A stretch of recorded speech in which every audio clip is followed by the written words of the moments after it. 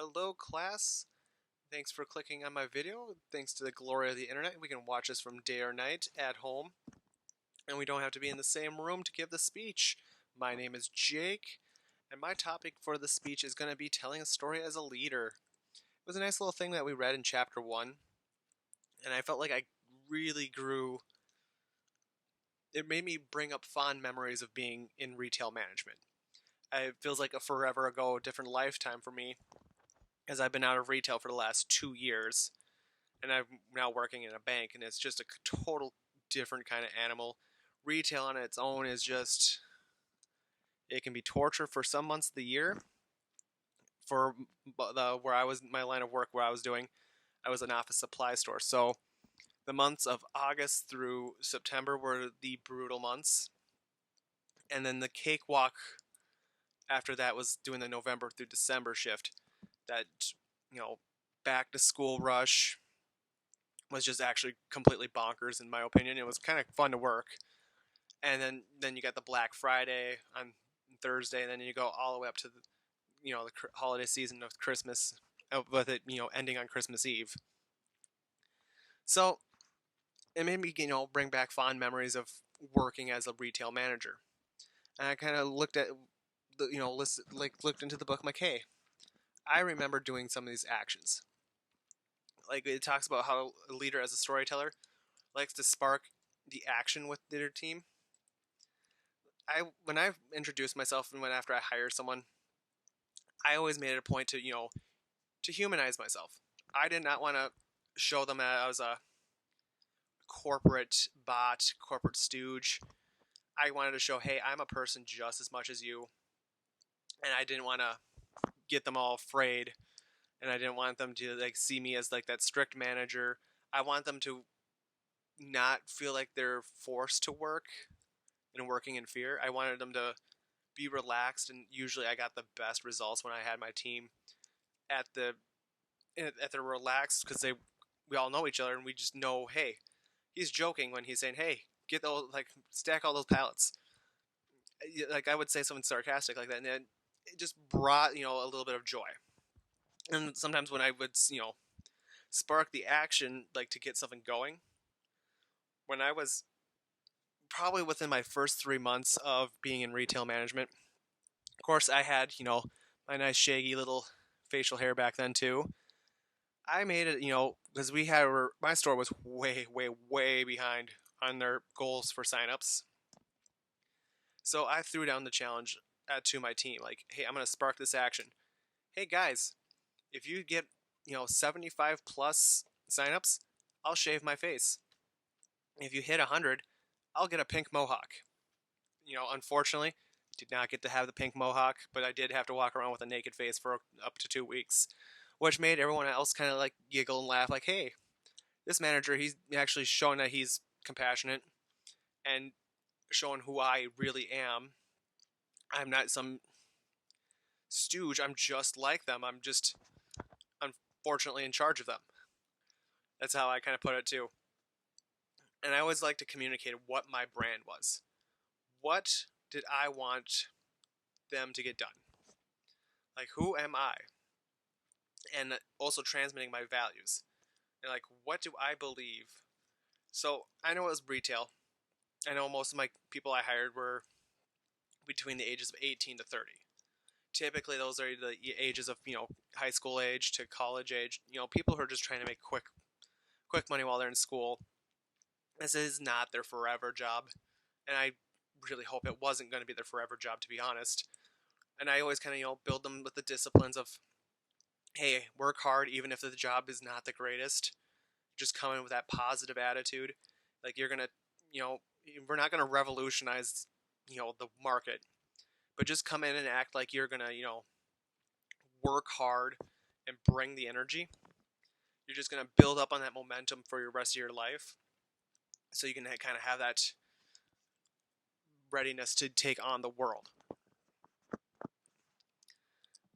And one of the things I really love to make sure I kind of make sure they understood, that's what I believed, and I kind of liked watching it when, as time goes on, once they're progressing through their story working there. seeing some of my values kind of be reflected back when they're trying to teach someone else or help another coworker.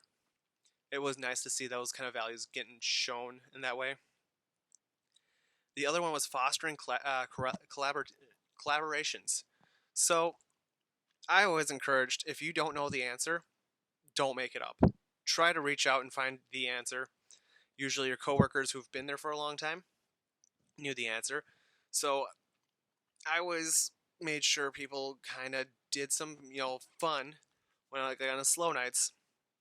Like if I had salespeople who've never worked in the print center, I would have them go into the print center and help out with them. Just kind of foster that collaboration, kind of like, oh, hey, you can kind of know what they do, and you get to talk with someone you don't know, and you can kind of maybe come up with an idea to make the process better. It might speed up things, like, hey, like say if they got a big job, since they collaborated before, they can be like, oh, hey, Tim over there in tech there, he knows how to, laminate 50 things. I can go ahead and get him to come help me out. Or like, hey, Chris over there who knows how to do that, who knows how to talk to customers, this person's upset. Maybe he can calm them down about their issue that they're having with their computer. He can just listen to them and kind of get them going like calmly down. It's one of those things I always valued really deeply when I was working, just because it was one of those, like, you could watch people grow from each other. It was not like, it takes a village to raise a person in that sense. And one of the things that you really had to, one of the things I really needed to control was the rumor mill. Like, we've had some of the other managers I had were very, how would we just say this, some shady behaviors. So people were talking, saying like, oh, did you hear about so and so doing so something in the back? I would literally had to jump in and be like, I did not hear this. Please do not talk about it. Let's address it with facts. The best way to stop the rumor mill, the grapevine, is going with the, knowledge of truth. Knowledge is, like, I hate to, sound cliche like G.I. Joe, knowledge is power. It truly is. And you just want to get them, you gotta teach them. And if there's any kind of ignorance, use it as a springboard to, not to, make them feel bad. Use it as an opportunity to go, hey, we can learn. I can learn from you, you can learn from me. Again, like fostering the collaboration. It's all about growing together.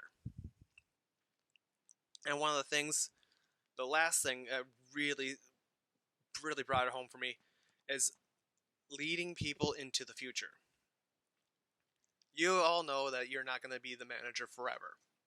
You're going to eventually move on. People are going to leave, go get in different positions, get a new job. It's just the facts of life. So I had a coworker that I remember hiring. His name was Steve. And I remember he was a, wet behind the ears, greenhorn. Let's go do this. I installed my values on him. I was like, hey, let's talk it out. Let's collaborate. Let's, make it a welcoming, be a human. Let's talk about our lives and yet get work done. And it was really good to see him actually get promoted up to being a into management with me. It was one of those feelings that warm fuzzy feeling that you get knowing that, hey, I helped this dude out, trained him, and now he's leading his own, leading his team now, like part of his team. Like I had my people I was in charge of, and now he has his own people. To me, that was the most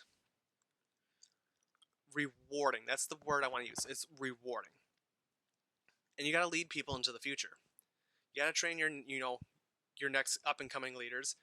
And if they're not going to be the leaders at your place, you got to train them and install like the work ethic, the ethos of just going in, bringing that good A game, bring that attitude.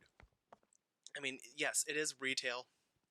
It's not the glamorous job, but it's a job. It's somewhere you start. You can just get that foundation saying, hey, I did my time and it was not the greatest, but I still was able to manage it. And it's just, you gotta lead them. And so once they get to their next job, like when they get to their dream job, they're gonna have that values of that, which I love to install, of that hard work and yet have fun. It makes work just 20 times more enjoyable. And I still find it like one of the values I really fall back on to myself is just, I highly encourage everyone to try to live the storyteller lifestyle a little bit sometimes. Be a human. Show them that you care, but you want them to work hard and do great.